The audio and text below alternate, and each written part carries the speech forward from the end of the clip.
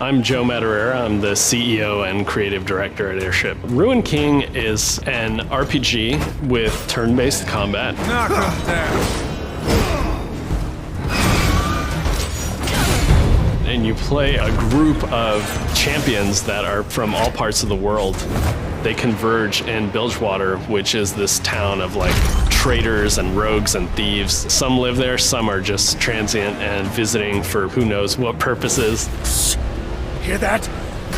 Something just moved out there. The player's goal is to stop whatever oncoming threat is happening. And it's the rebirth of the Ruined King. It's a story largely about misfortune in Malawi. And these are characters with a kind of a strained history. You know, they're sometimes friends, sometimes foes, or having to work together. Malawi, it's been a while. I was starting to think you were avoiding me. You throw in a guy like Brahm, who's just bringing positivity to like every scene. This will be fun, yes? Yasuo and Ari, who, you know, they're kind of dealing with like ghosts of their past, and they're kind of bonding over that. Ari? But they have a lot of secrets. I need to control myself. And then you have Pike, who's just crazy. We wanted to make sure each combat was challenging. We don't really want you to just like mindlessly hit one attack and then, oh, now it's a balsam use strategy. So lots of the creatures have unique mechanics. We added a lane system where you can actually modify the speed of your abilities, and it'll also modify the powers. And that will let you do things like, I need to heal before my character dies and I see the enemies doing an attack. I can perform an ability in the speed lane and get the heal off in time. Or I got a bunch of buffs built up on Yasuo and I'm gonna do his like big attack in the power lane. It's gonna be slower, but it's gonna multiply all of those buffs even more. It just adds a sort of a third dimension to the combat that no other game I've seen has.